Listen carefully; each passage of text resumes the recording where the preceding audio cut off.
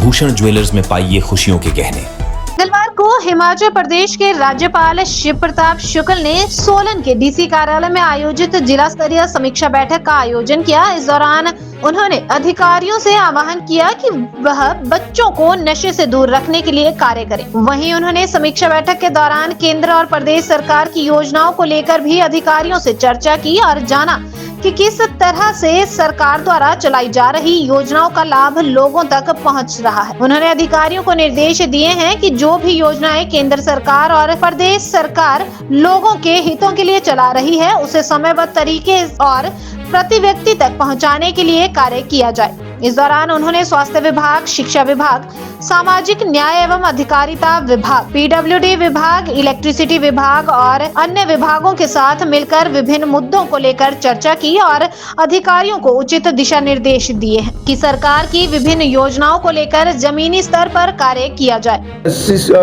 खनन के संदर्भ में जो मैंने रिपोर्ट मांगी थी, उसको तो स्वयं मुख्यमंत्री ने भी अपने बयान में इस बात को कह दिया है कि कितने वैध हैं, कितने अवैध हैं।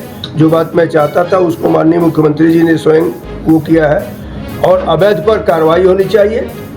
वैध जो हो उनको इस बात का इंस्ट्रक्शन होना चाहिए कि खनन की कमी के नाते वह जनता को चूसने का भी काम न करें, मतलब उसका भाव बढ़ाने का काम न करें। जो बजरी है, जो बालू है, रेत है, उसको भी वह किसी भी स्थिति में बढ़ाने का काम न करें।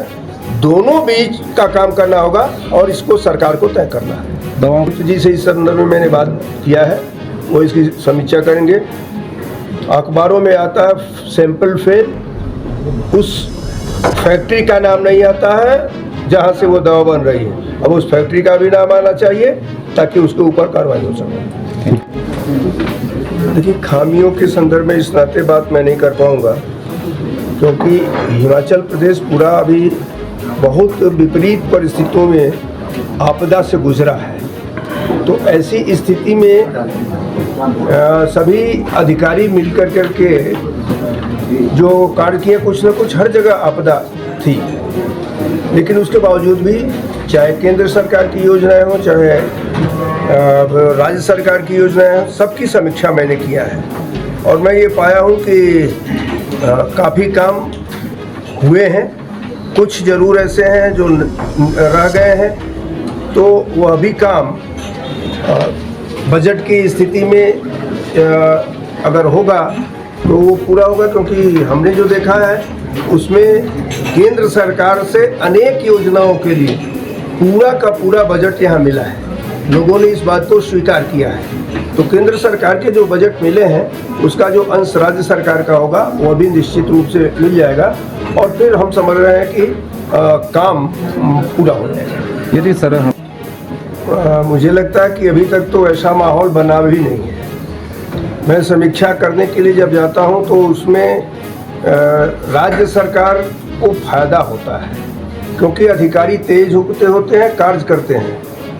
उधर सरकार भी करती है, हम भी करते हैं, तो दोनों के बीच में अधिकारी अपनी तीव्रता के दिखा करके कार्य को पूरा करता है। और कहीं किसी भी स्टेट में अगर कार्य पूरा हो रहा हो, सरकार के लिए भी अच्छा है, मेरे लिए भी अच्छा है, राजभवन के लिए भी अच्छा है, क्योंकि मैं यहाँ आया हूँ तो हिमाचल की उन्नति के लिए आया हूँ, न कि कोई भी बात खड़ा करने के लिए आया हूँ। इस नाते मैं समझता हूँ कि छोटी मोटी बात हो सकती है, मनभेद कोई होगा तो होगा, मतभेद कोई होगा तो होगा, लेकिन हम लोगों में विवाद की स्थिति अभी आई नहीं है। भविष्य तो मैं भी नहीं जानता हूं कि अगर कोई बात अगर आई, लेकिन मैं अपने तौर पर अपने संवैधानिक दायित्वों का ही निर्वाह करूँगा। देखिए, वो नशा तो ऐसा है जिसमें मुझे लगता है कि आपको भी पीड़ित करता है और उस परिवार में जिसमें नशा किया जा रहा है उनको भी पीड़ित करता है। तो इस नाते हमको तो इसका पूरा तौर पर इंस्ट्रक्शन प्रधानमंत्री जी ने ही दिया था कि हिमाचल में जा रहे हो तो, क्योंकि उन लोगों के पास हमेशा रिपोर्ट रहती है, तो उनका हिमाचल में जा रहे हो तो निश्चित रूप से नशे पर काम करना। इस नाते आते ही मैंने इसको शुरू किया है और मैं अब जैसे विश्वविद्यालय के कुलाधिपति के नाते मैं हूँ, मैंने अपने सचिव महोदय से इस बात को कहा है कि अब विश्वविद्यालय को इस बात का इंस्ट्रक्शन जारी किया जाए कि कोई भी प्रवेश होगा तो उस प्रवेश के साथ शपथ पत्र आएगा, जो भी लड़का प्रवेश लेगा, कि हम नशा नहीं करेंगे, और नहीं तो फिर विश्वविद्यालय से दंडित करने का प्रक्रिया उसकी हो सकती है कोई, लेकिन निश्चित रूप से ये करेंगे, कड़ाई भी करेंगे, सहलाने का भी काम करेंगे, लेकिन हिमाचल से नशे को दूर करेंगे। सर